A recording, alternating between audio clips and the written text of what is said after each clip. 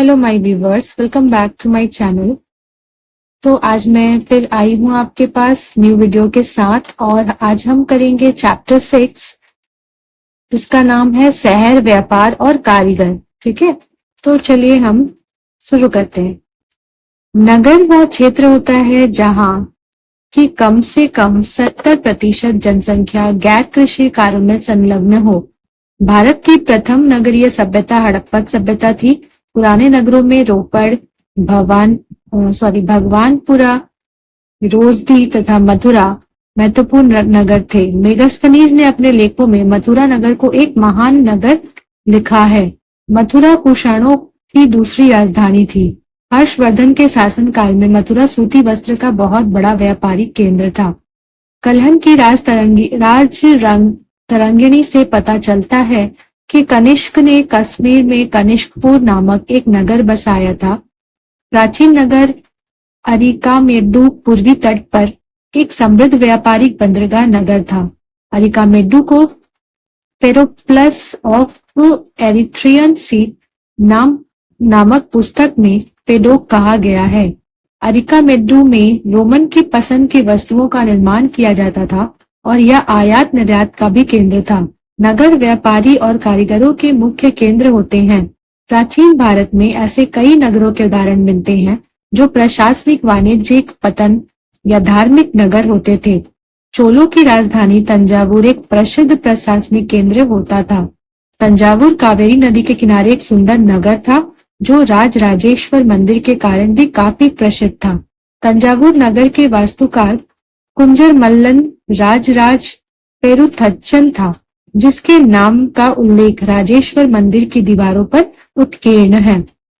इस नगर में मंदिरों के अलावे अनेक राजमहल भी थे जिसमें कई मंडप बने हुए थे। मंडपों में राजा अपना दरबार लगाते थे। नगरों के विकास की प्रक्रिया को नगरीकरण कहा जाता है। नगरीकरण की प्रक्रिया में मंदिरों का काफी योगदान होता था। मंदिर के कर्ता धर्ता मंदिर के धन को व्यापार एवं साहूकारों में लगाते थे। समय के साथ बड़ी संख्या में पुरोहित, पुजारी, कामगर, शिल्पी, व्यापारी आदि मंदिर तथा उसके दर्शनार्थियों एवं तीर्थयात्रियों की आवश्यकताओं को पूरा करने के लिए मंदिर के आसपास बसते गए। इस प्रकार मंदिर नगरों का विकास हुआ। जैसे मध्य प्रदेश में भिल्ल स्वामीन और गुजरात में सोमनाथ आदि कई तीर्थ स्थल के भी धीरे धीरे नगर के रूप में विकसित होने के प्रमाण मिलते हैं, जैसे वृंदावन, तिरुवन्नमलाई आदि। 8वीं शताब्दी तक आते आते भारतीय उपमहाद्वीप में कई छोटे छोटे नगरों का संजाल बिछ चुका था। छोटे नगर जहां आसपास के गांव के लोग अपनी उपज बेचने के लिए लाते थे, उन्हें मंडपिका या मंडी कहा जाता था। मंडी की गलियां जहां दुकानें और बाजार होते थे, उन्हें हट या हाट कहा जाता था। कई नगरों में व्यापारियों के व्यापार संघ भी होते थे। दक्षिण भारत में 8वीं शताब्दी और परवर्ती काल में ऐसे अनेक संघ थे। उनमें सबसे प्रसिद्ध मणिग्रामम और नानादेशी होते थे। मणिग्रामम देश के आंतरिक भाग में सक्रिय व्यापारियों का संघ होता था, जबकि नानादेशी अंतर्राष्ट्रीय व्यापार किया करते थे।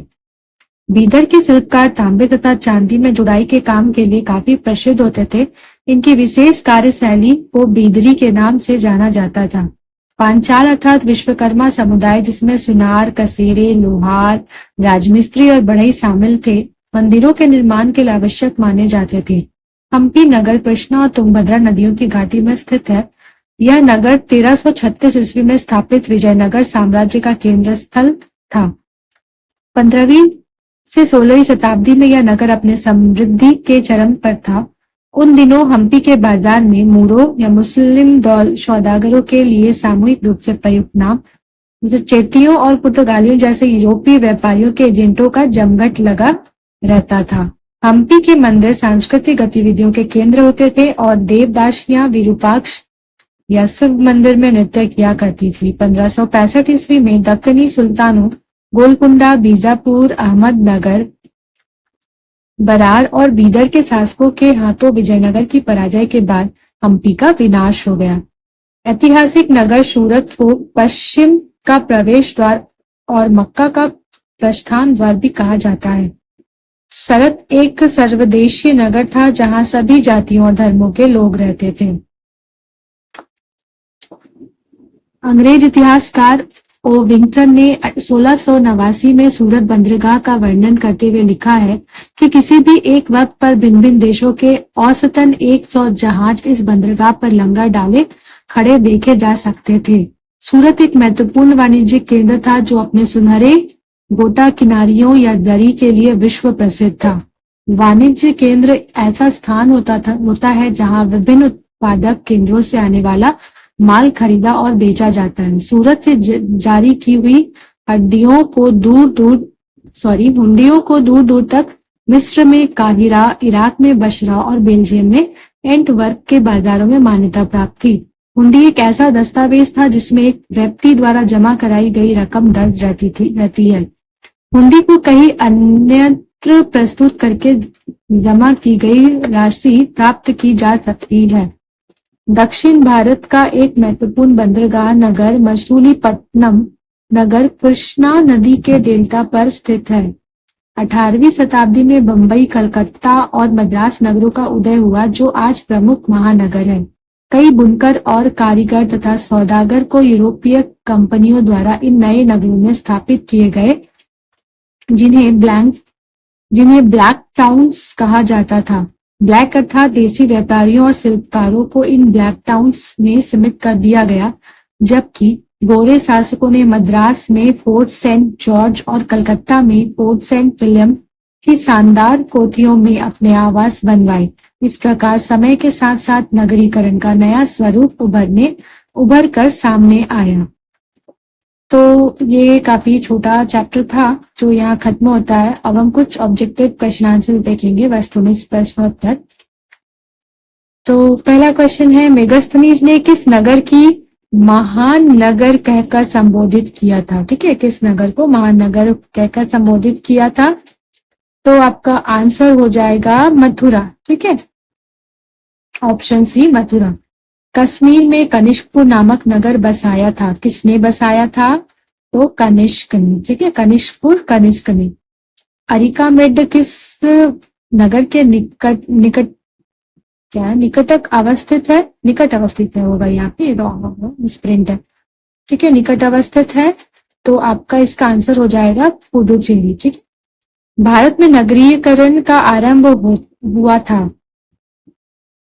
तो आंसर होगा हड़प्पा काल में। कब हुआ था? हड़प्पा काल में। प्राचीन काल में देश के आंतरिक भाग में सक्रिय व्यापारियों का संघ कहलाता है, क्या कहलाता है? तो मणिग्रामम। फिर आपका है राजराज पेरुथच्चन किस नगर के वास्तुकार थे? वो तंजावुर के। प्राचीन काल में नगरों के अवस्थित मंडपिका होते थे मंडी के। किस मंदिर के इर्द गिर्द बसावट से विदिशा नगर की स्थापना हुई? तो आपका इसका आंसर हो जाएगा डी, दिल्ली स्वामीन मंदिर। भारत के किस ऐतिहासिक नगर को मक्का का प्रस्थान द्वार कहा जाता था? तो इसका आंसर हो जाएगा सूरत। यूरोपीय कंपनियों द्वारा भारतीय कारीगरों और सौदागरों को बसाने के लिए जिन नए नगरों की स्थापना की गई थी वे नगर कहलाते थे ब्लैक टाउन्स। ब्रिटिशों द्वारा फोर्ट सेंट विलियम की स्थापना की गई थी कलकत्ता में। वह दस्तावेज जिसमें दर्ज कराई गई रकम को अन्यत्र किसी अन्य नगर में प्रस्तुत करके जमा की गई रकम प्राप्त की जा सकती थी को कहा जाता था, क्या कहा जाता था? तो उन्हें हुंडी कहा जाता था। 15वीं से 16वीं शताब्दी के दौरान हम्पी नगर के व्यापार में सक्रिय मुस्लिम सौदागरों के लिए सामूहिक रूप से किस उपनाम का प्रयोग किया जाता था? तो आपका ये नूर हो जाएगा आंसर। ठीक है, नूर। फिर है विरूपाक्ष शिव मंदिर अवस्थित है कहाँ? तो इसका आंसर हो जाएगा हम्पी में। पांचाल के तहत विश्वकर्मा समुदाय को कौन सी श्रेणी शामिल नहीं थी? ठीक है, नहीं पूछा है, तो कौन सी शामिल नहीं थी? तो इसमें आपका आंसर हो जाएगा आंसर डी, चर्मकार। ठीक है, सुनार तो शामिल थे, लोहार भी थे, राजमिस्त्री भी थे, चर्मकार नहीं थे। ठीक है, तो अगर आपको मेरी वीडियो पसंद आई हो तो प्लीज लाइक कर दीजिएगा, शेयर कर दीजिएगा और मेरे चैनल को सब्सक्राइब कर दीजिएगा। चैनल पे बने रहे, इस तरह मैं नेक्स्ट वीडियोस भी लाती रहूंगी और आपको आई होप मेरी वीडियोस से आपको थोड़ा भी हेल्प जरूर मिल रहा होगा। एंड इस तरह चैनल पे बने रहे। Thanks for watching, thank you so much, bye bye, take care.